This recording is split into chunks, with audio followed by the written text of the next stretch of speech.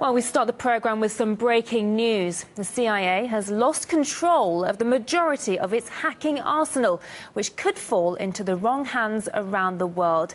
That's according to the latest revelation from WikiLeaks. Well, for more on this, we can now cross live to our correspondent in London, Polly Boyker. Polly, good to see you. Now, what implications might this report have?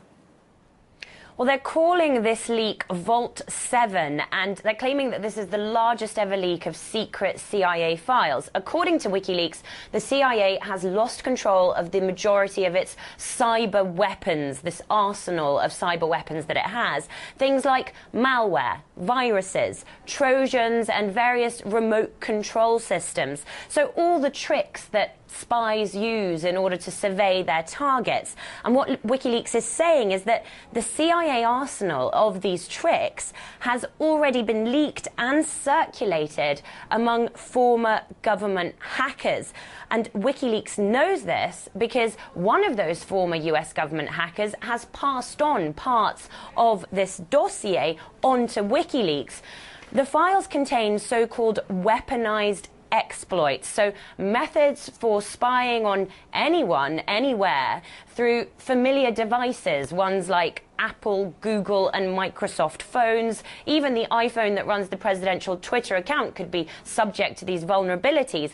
And also, in conjunction with MI5, it appears in these files that the CIA has created a special type of malware that can infest Samsung smart TVs, which all have covert microphones that can be turned on through this type of malware. And what's interesting here is that after the publication of the Snowden leaks, the Obama administration had obliged the CIA to reveal any so-called vulnerabilities about all these devices, about the tech industry, essentially. According to these documents, they haven't done that. They've hoarded all of these vulnerabilities in order to be able to use them themselves.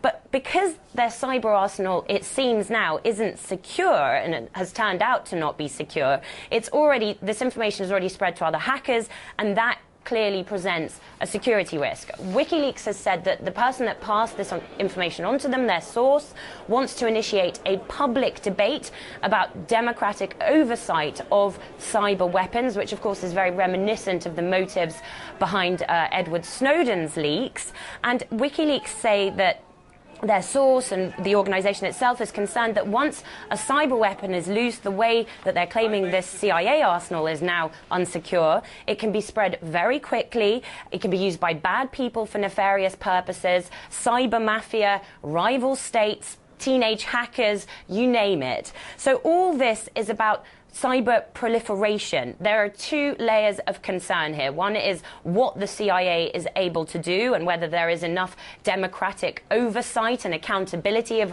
the CIA's capabilities, but also concerns that those capabilities aren't even secure and anybody could get their hands on them.